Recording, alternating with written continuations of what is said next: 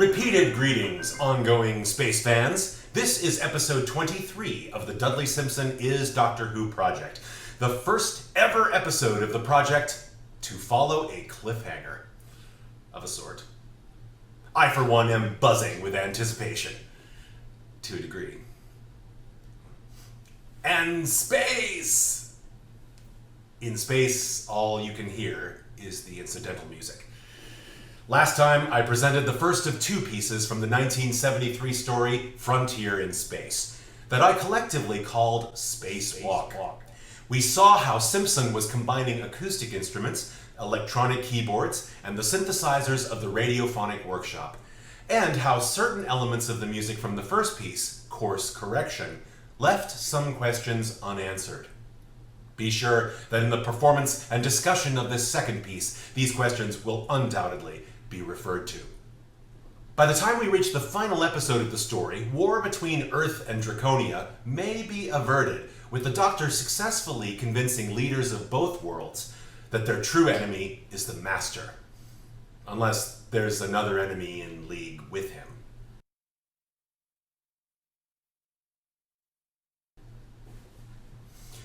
With General Williams and the Draconian ambassador on his side, the Doctor leads them and a small group of troops to the Master's base on the distant planet of the Ogrons. En route, they are attacked by a Draconian ship who naturally believe that the Earth ship is an enemy infringing upon their territory. They escape, but in so doing, the ship is damaged, and the Doctor must go out to effect the circuit repairs himself. As he sets to work, the Draconian ship comes back into range, and at any moment may fire. Unprotected in space, will the last thing the Doctor ever do be hyperdrive repair?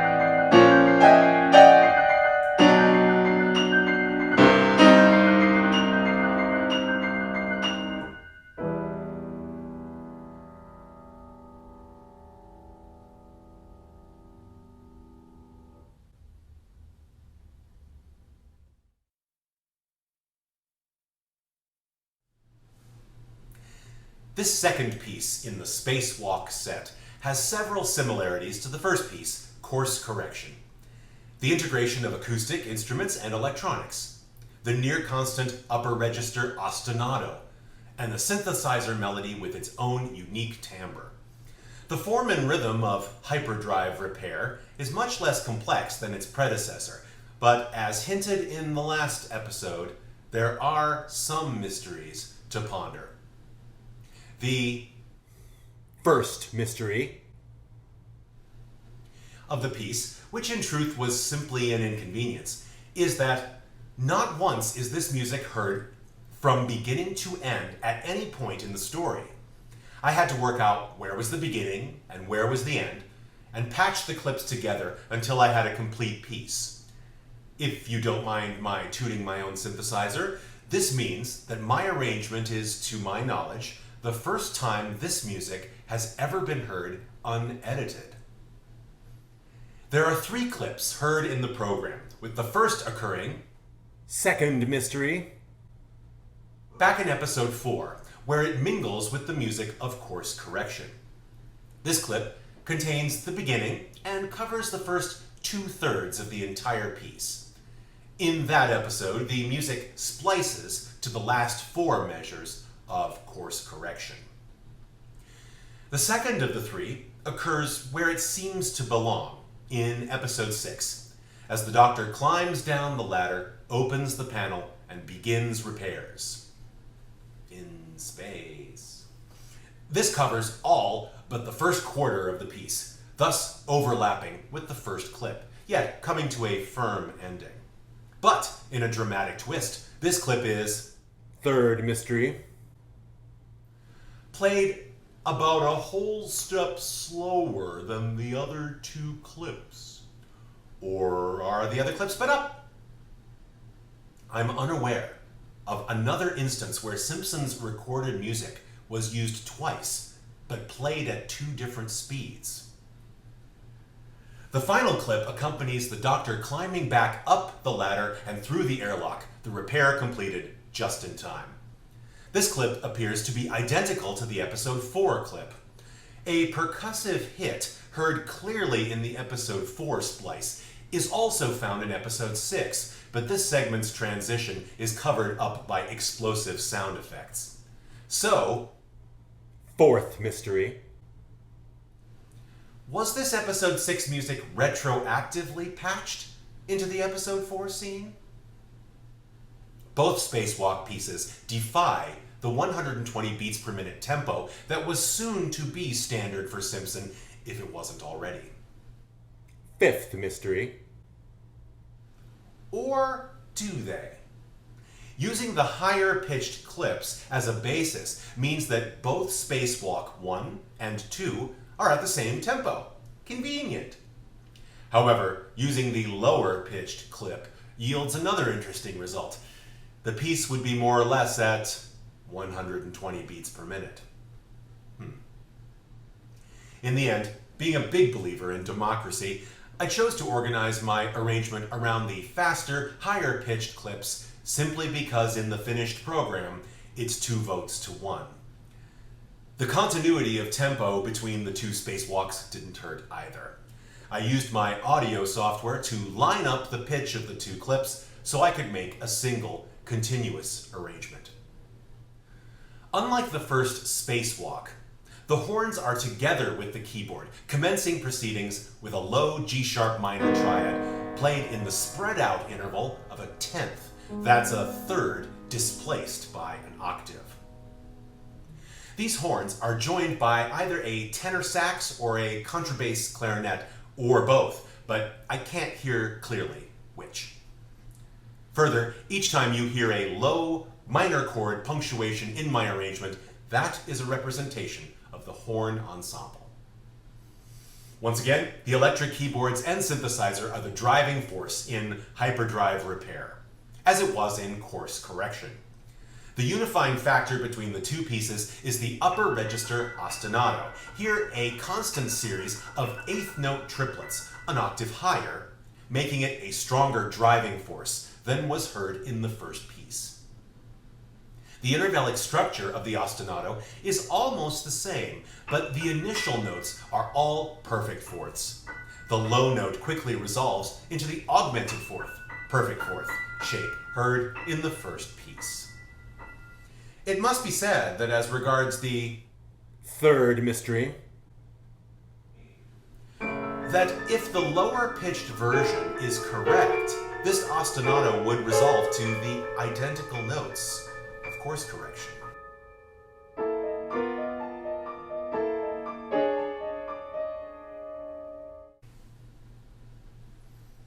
The melody of Hyperdrive Repair presented its own challenges for my arrangement. The basic synth timbre of the melody is a major third, just as it was in the Keller Machine theme. It's probably displaced an octave, but that was never going to be playable. The true complication is this. The timbre is given a very wide vibrato, which bends the pitch down a half a step, back and forth, at speed. Could I replicate this on the piano? Theoretically, I would have to constantly trill between the 2 sounds over and over again while doing the triplet ostinato above.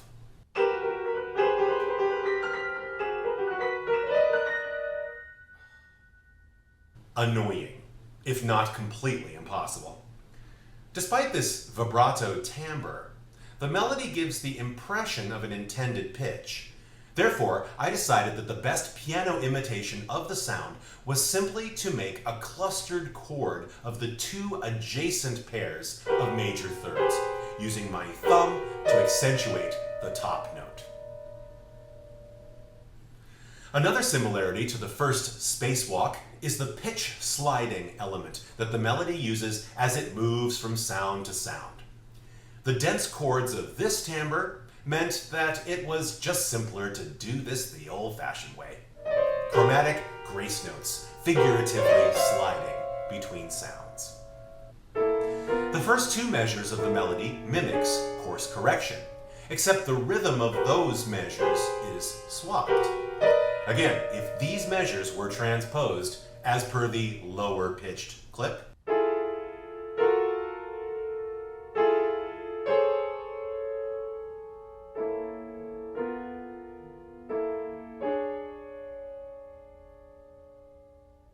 this would be the same melody as the first piece, deepening the third mystery. The melody continues similarly, but not an exact copy. And after the first phrase, the horns insert an E minor accent. The melody repeats its earlier utterance and concludes with a sudden leap up a minor sixth, reflecting the end phrases of course correction. Again, the pitch sliding is represented by individual notes. As this melodic phrase ends, the horn ensemble takes over with a brief chorale that moves us through three pairs of mostly minor harmonies, resolving in a rising trio of parallel minor chords.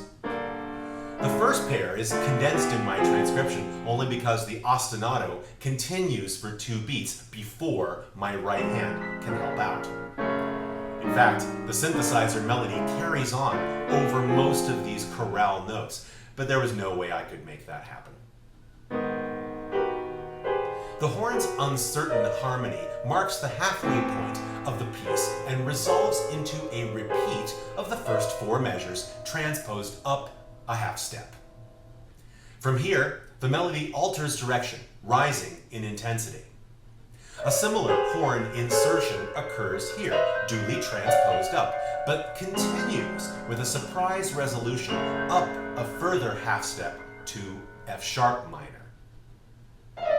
The melody restarts higher in deference to the transposed harmony, but soon leaps up a tritone where it will warble dramatically between 2 peak sounds.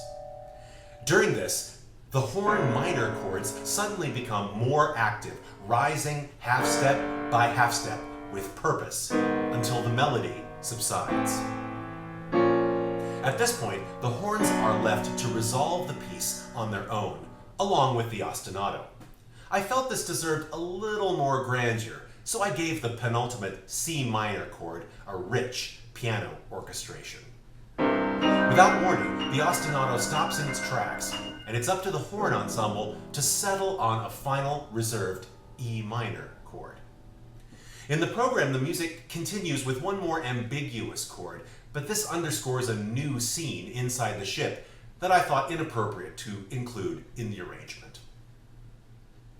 Well, are the mysteries solved? Let's review.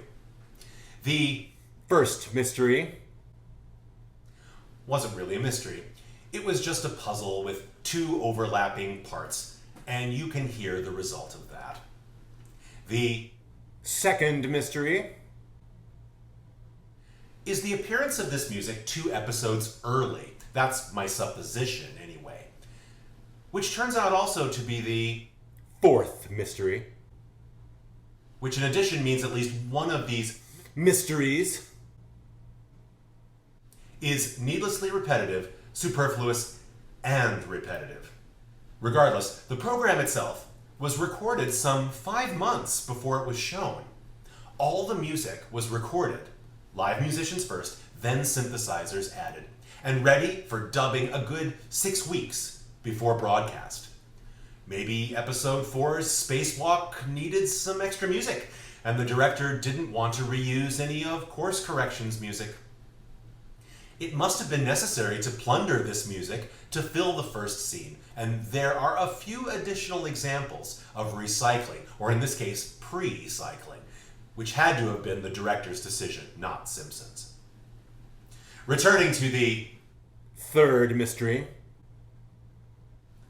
As regards the varying speed, it makes some sense that the correct tempo is 120 beats per minute, despite the fact that one clip outvotes the other. But this brings up the question of the fifth mystery. As to why none of this music, save that one clip, actually is in 120 beats per minute. All of the music from course correction is at the faster tempo, metric modulations excluded. The first, longer clip fits the scene exactly, so it's hard to accept that Simpson didn't intend it to be at this faster speed.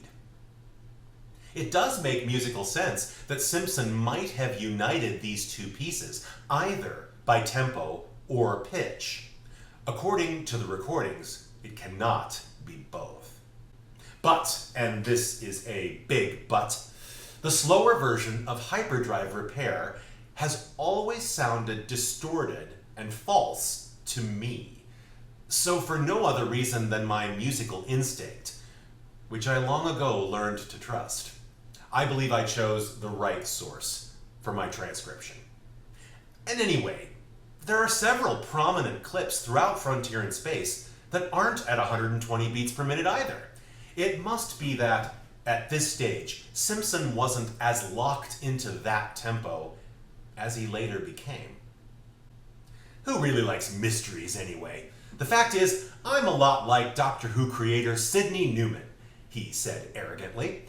I am an ideas man. If you want to run with any of these ideas and figure out the truth, I would be thrilled to subscribe to your podcast/YouTube channel. In the meantime, I'll stick with what I do best.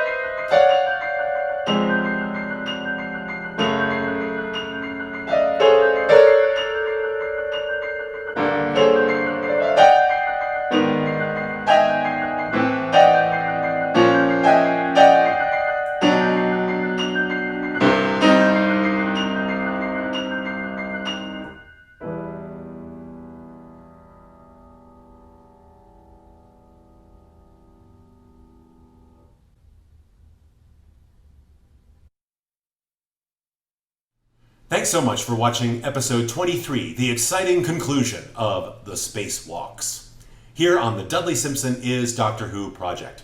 Coming up, you'll not only be seeing brand new music, but also my remakes of lockdown music now that I'm back on this beautiful piano again.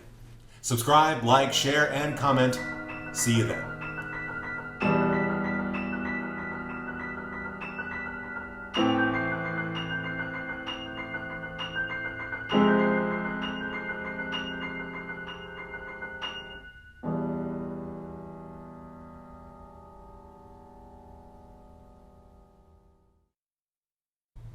Mysteries. You're very silly.